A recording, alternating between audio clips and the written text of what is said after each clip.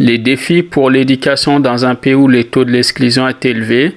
L'école Niamey Laban-Doucouré au Mali, située à Bamako, Kalabambougou, près de Sébenikoro, se bat pour favoriser l'accès à l'éducation pour les enfants du quartier.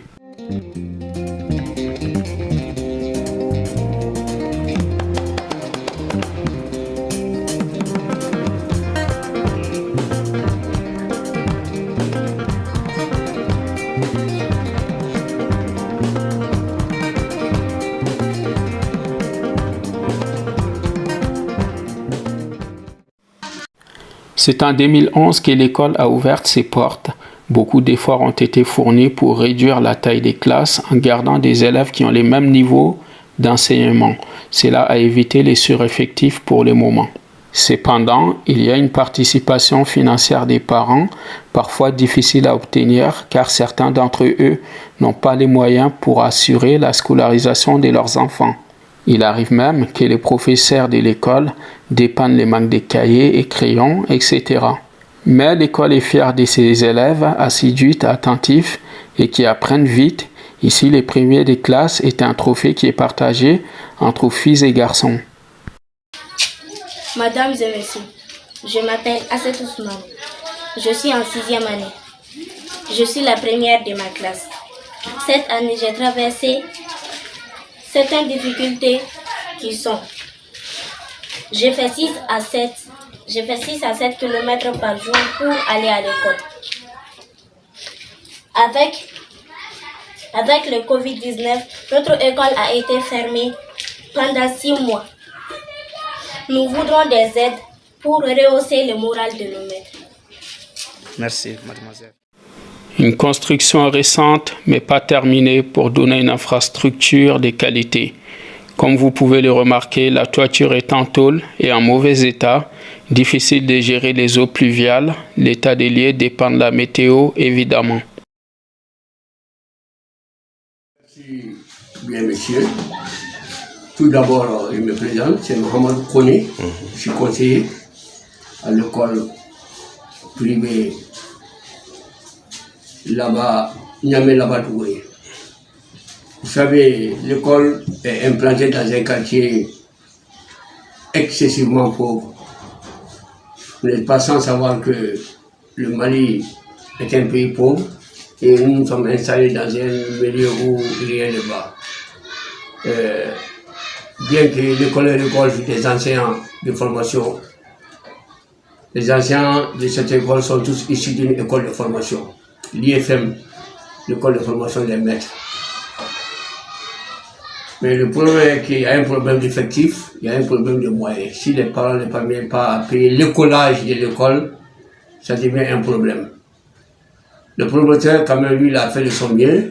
Il a osé nous construire cette école. Il a osé diminuer le taux de chômage. Parce qu'avec l'implantation de cette école, ça a permis de créer un emploi. Parce que là, qui n'ont pas eu la chance de passer à la fonction publique, commence par celui dont nous, on le salue. Mais seulement le problème majeur, c'est le problème pécuniaire, le problème d'argent. Les parents ont de la peine à pouvoir payer le frais de collage de leurs enfants. Et souvent, ils sont obligés de mettre ces enfants à la porte, contre notre volonté. Les maîtres, quand même, vraiment, je les remercie, je les salue. C'est le lieu pour moi de remercier tous les maîtres qui sont là. Souvent, il arrive que certains maîtres payent des cahiers pour certains élèves, d'autres des bics pour d'autres. Vous voyez ce que ça fait. Si nous pouvons avoir des aides, de matériel, nous avons une salle qu'on a érigée en bibliothèque, mais la salle est vide. Si nous pouvons avoir des aides afin d'équiper notre bibliothèque, nous pouvons avoir des aides, des matériels didactiques surtout, les bics, les cahiers et autres. Cela nous a senti la mission. D'accord. Dernier message s'accentue. On a des projets. L'école a ouvert ses portes depuis en 2011. Nos élèves du second cycle sont obligés, ceux qui passent en 7e ici sont obligés d'aller dans d'autres écoles. Si on ne pouvait avoir les moyens pour agrandir notre école, cela nous ferait beaucoup plaisir. On veut coûte que coûte agrandir, faire le secondaire. Pour le moment, ils sont limités à 6 classes. On voudrait faire les 9 classes, sinon pour quand même pas le lycée. Mais tout ça, ça demande des aides. Ouais. Bon, monsieur, Oui. merci. Merci. Renforcer les effectifs et ouvrir d'autres classes, tel est l'objectif de cette école, car actuellement les niveaux d'études s'arrêtent en 6e. Plus tard, les élèves seront amenés à poursuivre leurs études au centre-ville qui se trouve à plusieurs kilomètres d'ici et difficilement accessible. Les enseignants souhaitent avoir les équipements nécessaires comme une bibliothèque et un bureau pour préparer les cours. Les élèves sont disciplinés. Quand un visiteur pénètre dans la classe, il s'élève en signe de politesse. Leur bonne tenue s'est fait alors particulièrement remarquer. C'est ainsi qu'ils expriment le respect dû à tous ceux qui s'intéressent à leurs études et leurs progrès.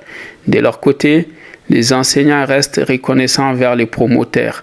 Si toutefois, l'école les a permis de sortir du chômage, les questions budgétaires, quant à elles, restent d'actualité. Je me nomme Fodé Kamara.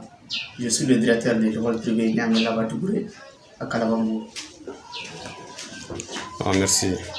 Monsieur le directeur, Oui, monsieur. cette année, il paraît que vous avez eu un peu de problèmes Oui. concernant dans toutes les écoles. Quels sont ces problèmes-là? Vraiment, on a des problèmes. On a eu des problèmes cette année, vraiment, parce que le problème de Covid là, on a eu beaucoup de difficultés.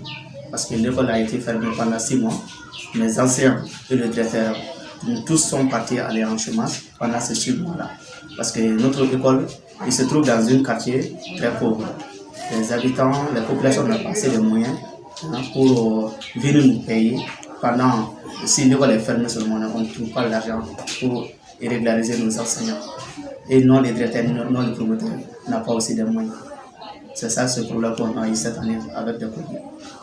Merci, monsieur le directeur. Bon, par rapport à vos élèves, Oui. quels sont leurs problèmes aussi? Nos élèves, le problème que nous concentrons souvent ici envers nos élèves, on a remarqué, on a constaté que les parents ne font pas de suivi sur nos élèves à la maison. S'ils viennent à l'école, ce que nous on faisons à l'école ici, si les enfants partent à la maison seulement, ils ne faisaient rien d'autre. Ils allaient jouer, amuser seulement. C'est ce que le problème on a avec notre élèves ici. Merci. Est-ce que les élèves sont irréguliers? Les élèves la plupart sont irréguliers, à part certains élèves, les parents qui ne sont pas intéressés à l'éducation, sinon à part les autres sont irréguliers. Ceux qui ne sont pas irréguliers, quelle est leur cause?